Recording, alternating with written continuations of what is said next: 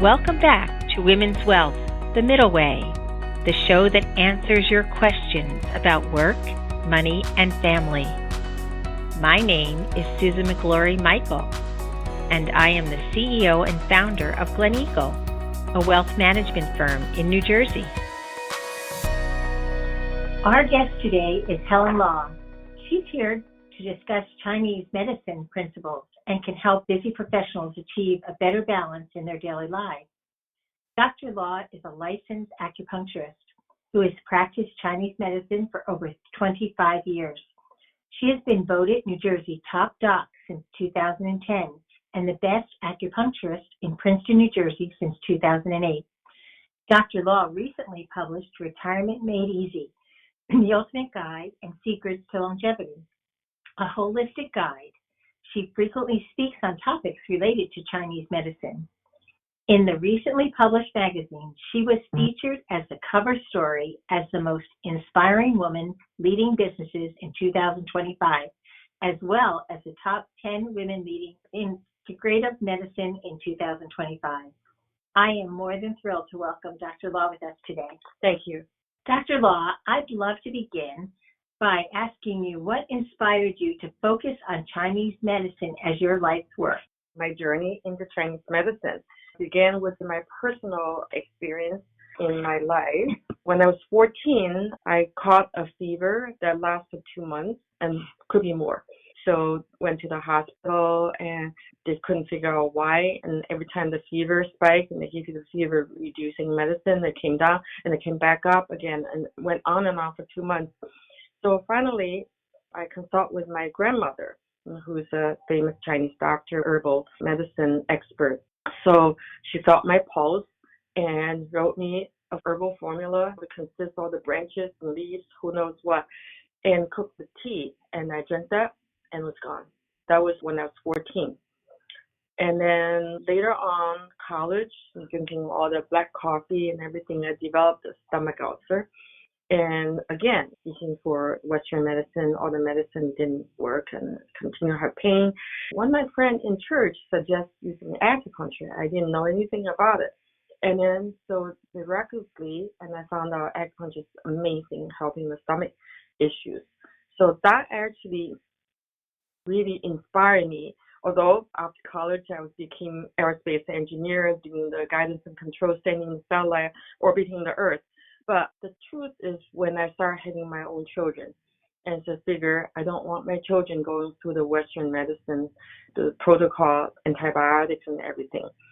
So then it really inspired me to focus on Chinese medicine. So ever since I've been doing a lot of study and very passionate about it. And so right now I'm dedicated to promote balancing and holistic health and look forward to continue this meaningful journey.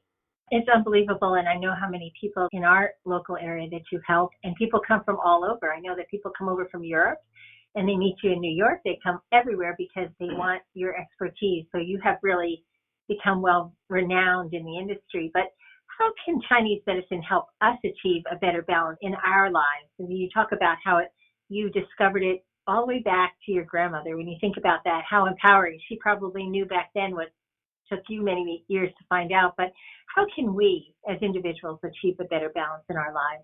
Chinese medicine actually offers a holistic approach, emphasizing the balance and harmony within the body and the mind. So we're not targeting specific symptoms. We're actually looking at you as a whole body. Based on the principle, we integrate the elements into our routine, promote physical health, and nurture emotional and mental stability and enable us to live much better health daily.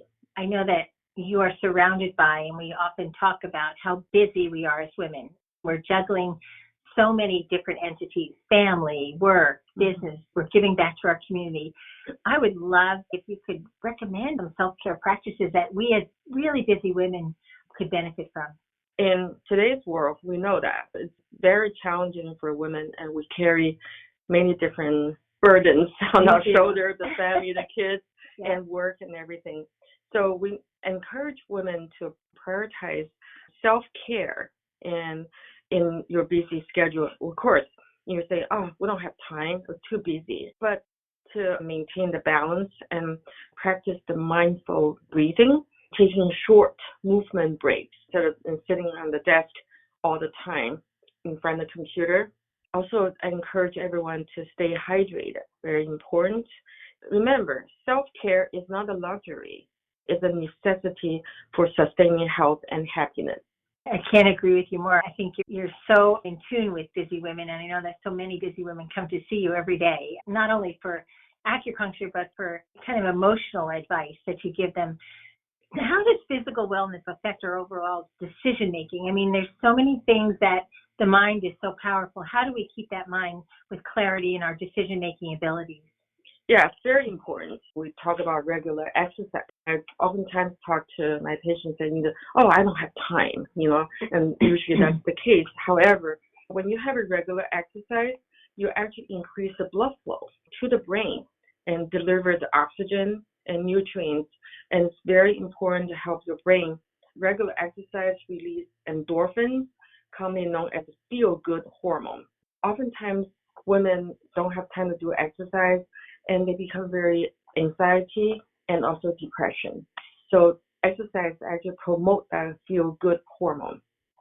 And then very important, I want to address quality of sleep. Some of the doctors say, yeah, I don't sleep, I sleep when I die. And that kind of joke, right? Yeah. And then turns out if you don't have enough sleep, you're actually closer to death in the past much sooner. So in other words, you can see that a healthy body can manage your stress level much better. When you don't sleep enough and you can't even handle your stress, you can't think very clear.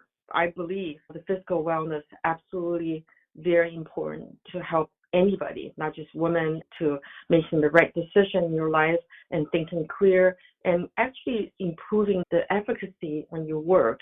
And when you're tired, not enough sleep, and you don't feel good, everything you achieve much slower.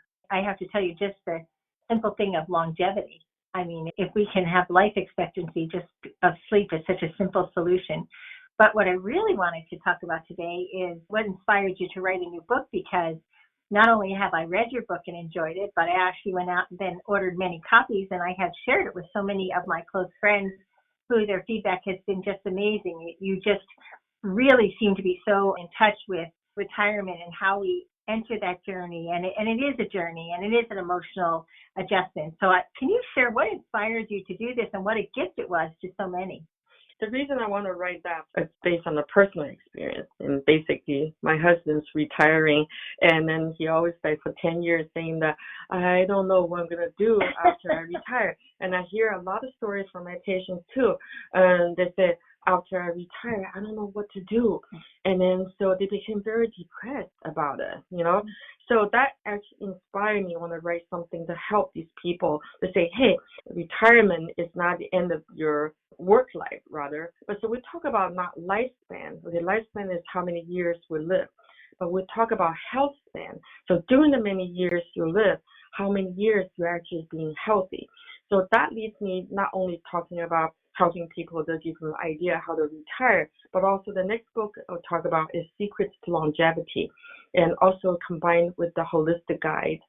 Wow, that's great. And talking about people think longevity after retire, I have time to go to gym now, I can exercise. No, actually longevity starts from infancy. Okay, talk about birth and adolescence when you're adult, and you get, it's the whole life journey about how do you keep your health good to have the optimum health span and to live a long life. You don't want to just long lifespan, but you spend the next how many years you're feeling like sick, couldn't move, and depressed and everything like that. So that's what inspired me to write that. Well, I have to tell you, it has been such a gift to so many, and I loved reading it, and I loved it so much that I actually give it now as gifts to people, and the feedback has been great. So thank you. And so we look forward to your next book. I know that you're working on the next one, so we look forward to reading that. But after 25 years of practice, what's your most valuable health advice for our listeners today? What would be your most valuable advice that you could leave us with today? Because you have such a wealth of knowledge. Like when you think about that, the decades that you've been doing this, not only do you have the ability as a doctor, but you also have that ability of just experience. So can you kind of describe some of that for us? So continue with the idea of the longevity. is actually not dealing with when you're sick. Most people say, I don't feel well, something's wrong, I go to the doctor, right? I want to change the concept about preventive care. Preventive care is starting out from a very young age, all through your life. And I like to talk about preventive care. First of all, you need to have a regular health screening. Even before you're sick, you want to have a screening. But very important is the family history.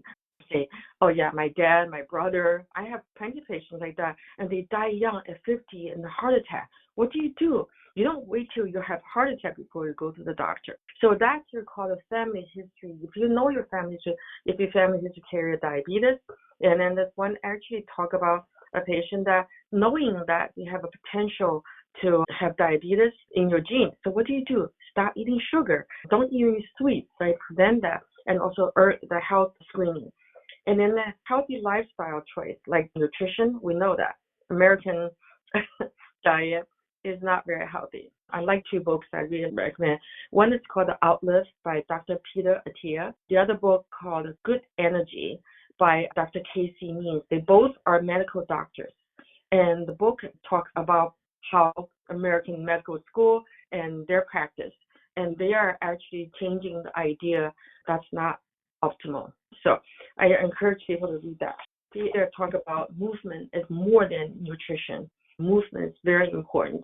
Physical and stress management, we know that, and mental health. So very important, again, in building a strong relationship with your family, with your community, have friends. That's actually very crucial to have that. I encourage you to think about preventive care is a long lifetime strategy. It's not just when you're sick. I can't thank you enough for that, because I think you're right. The stress management and the life balance and the mental health is so critical for all of us. You have been amazing in not only in helping people, but also educating people. And for that, I'm very grateful. I like to emphasize, how do you get the preventive care? Because Western medicine, if you go to the doctor, your blood work, everything fine, your imaging is fine, they're not doing anything until something shows up. So they offer a very unique and holistic approach to prevention. So many people coming to me saying that, I'm fine. The blood work is fine. And when I actually palpate them and look at their pulse, and I found out there are things even before the Western medicine and the blood work and the imaging shows, even before your health showing any markers. And that is when the prevention starts. This has just been such a huge wealth of knowledge today. I can't even thank you for doing this. You just are amazing, and I want to thank you for sharing your book with so many. I know that so many people have commented on it, and we're looking forward to your next book. I loved reading your article, and you're being featured in a magazine. You have just given back so much to the community, and you're so kind and giving about sharing all your wealth of knowledge. So thank you. Thank you, Susan. Thanks for tuning into today's episode of Women's Wealth, The Middle Way. Make sure to subscribe to us and leave a review on iTunes, Spotify, SoundCloud, or your favorite podcast app. Join us for new episodes every other Wednesday. See you in 2 weeks.